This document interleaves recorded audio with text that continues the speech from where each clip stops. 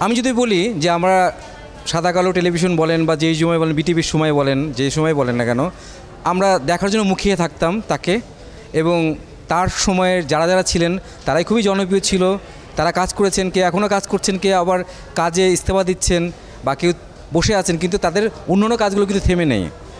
আমরা যার পাশেই রয়েছি বা আমি যার পাশে রয়েছি তিনি আমার খুব প্রিয় মানুষ শান্তা ইসলাম, এবং তার অনেক অনেক ভালো ভালো কাজ রয়েছে, নাটক রয়েছে এবং সে নিজেও অনেকগুলো কাজ করছে, উপস্থাপনা করেছে, নিজে অনুষ্ঠান নির্মাণ করেছে। তাকে আমরা পেয়েছি কাজল রেখার আজকের এই ঈদের পরবর্তী প্রোগ্রামে। কেমন আছেন আপা? খুব ভালো আছি, এবং এই যে ছবির জোয়ার এসেছে, এতগুলো ছবি এবার মুক্তি পেয়েছে, এই যে ছবির জোয়ার এসেছে, এটা আমি মনে করি যে আমাদের জন্য খুব খুব পজিটিভ একটা দিক। এবং আমরা এখন ঈদে বা যেমন পয়লা বৈশাখে আমরা এখন লিস্টেড যে আমরা এই এই এই এই মুভি দেখব। অলরেডি আমি 3টা মুভি দেখে ফেলেছি এবং এইটাকে একটা উৎসবের মতন আমার কাছে মনে হচ্ছে। এবং বাংলার ছবির দর্শকরা ফিরে আসছে, এর চাইতে সুন্দর কিছু বলার আর কিছু নাই। চমৎকার। আপনি উপস্থাপনার সাথে আছেন, টিভি অনুষ্ঠান নির্মাণে আছেন, সিনেমা নির্মাণ করবেন কবে? আমি এই মুহূর্তে খুব দুঃখজনকভাবে বলে দিই, সেটা হলো আমি খুব রিটায়ার্ড, আমি এখন রিটায়ার্ড পারসন।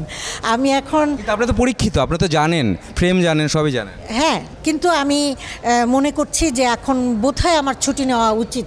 আমি ছুটি নেওয়ার তাগিদ অনুভব করে একরকম ছুটিই নিয়ে ফেলেছি। অনেকে দেখবেন আপনি যারা আছেন বা আপনার পরবর্তী যারা আছেন তারা অনুদানের সিনেমা করছে, সমসাময়িক যারা অনেকেই করছে, কিন্তু আপনার তো এখনও সময় শেষ হয়নি।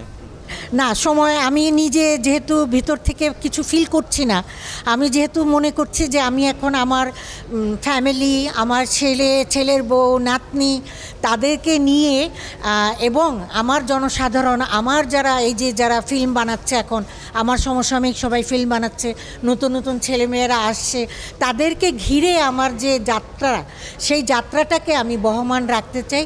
এবং একজন দর্শক হিসেবে আমি মহা খুশি আছি, অত্যন্ত খুশি আছি, এবং এই আনন্দের জন্য আরও অনেক বাড়ে। আমি আরেকটা কথা, আপনাদের এই সময় অনেকটা সময় অবসর সময় আড্ডা, আগেকার সময় যে আপনাদের কলিগ ছিল তাদের সাথে ঈদের পরবর্তী সময়, ঈদের আগের সময় দেখা সাক্ষাৎ হয়, এই যোগাযোগটা কি অক্ষুণ্ণ রয়েছে কিনা? এই যোগাযোগটা এখন টেলিফোনে বেশি চলে এসছে।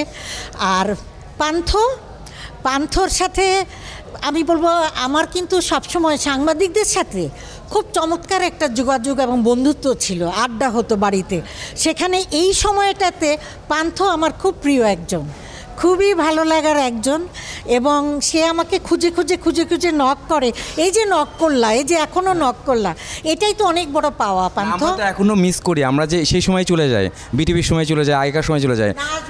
নাটক দেখতে আসবো, ফিল্ম দেখতে আসবো, সব কিছু দেখতে আসবো, তোমাদের অভিনয় আর করবো না।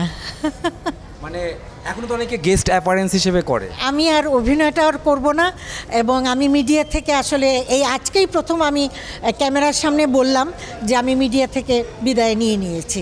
আমি এখন আমার পরিবারটাকে নিয়ে খুব ঘুরে ভ্রমণ করে এবং বাংলাদেশের অবস্থানগত পার্থক্যগুলোকে এনজয় করে সময়ে চলতে চাই। এইটার জন্য আমি আরেকটা প্রশ্ন, যে 6 মাস আপনি দেশে থাকবেন, 6 মাস আপনি বাইরে থাকবেন, এইটার রহস্যটা আমি জানতে। এটার রহস্য আমার একমাত্র ছেলেকে বড় করার জন্যই আমি কিন্তু বিগত 25টা বছর আমি অনেক স্ট্রাগল করেছি।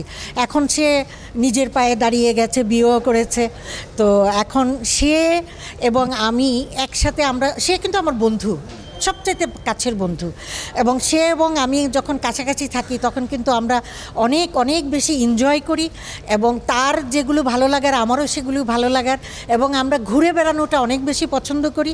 তো সেই ঘুরে বেড়ানোর স্বার্থেই 6 মাস টরন্টোতে সামারে, আর 6 মাস বাংলাদেশে আসতেই হবে আমাকে, নইলে হাঁসফাঁস করে মারা যাব।